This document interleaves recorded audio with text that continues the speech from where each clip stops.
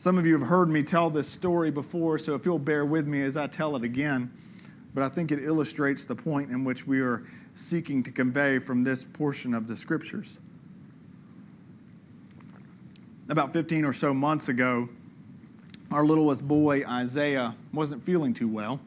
He had been whiny all day. He had been crying. He had been wanting to be held. He had just started to walk a little bit and kind of was tottering around. But this day, he didn't want to have anything to do with any of that. So my wife and I, as we were sitting at the dinner table with the rest of our children, he was sitting in between us in his high chair, and he had pizza sitting on his plate. And he had been tired because he had refused to really take a nap or do anything that he should have been doing that day. But all of a sudden, I see him slump over in my peripheral vision. And at first I think, well, he's fallen asleep, as I'm sure that many of your own children have as they were growing up as a young child. But I quickly recognized that there was something else wrong. There was something else that was a matter. Because his little stomach was trying to suck in air, but no air was coming in.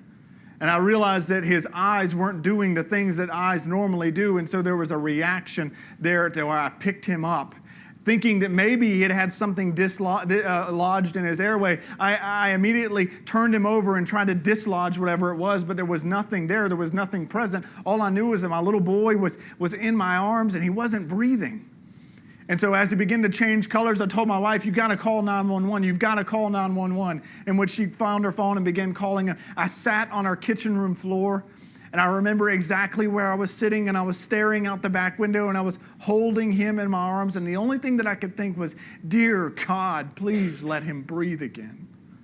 Please let air come into his lungs. Breathe. And then he did. And then all of a sudden, he breathed. It was small at first, but it gradually increased. His breath became normal again.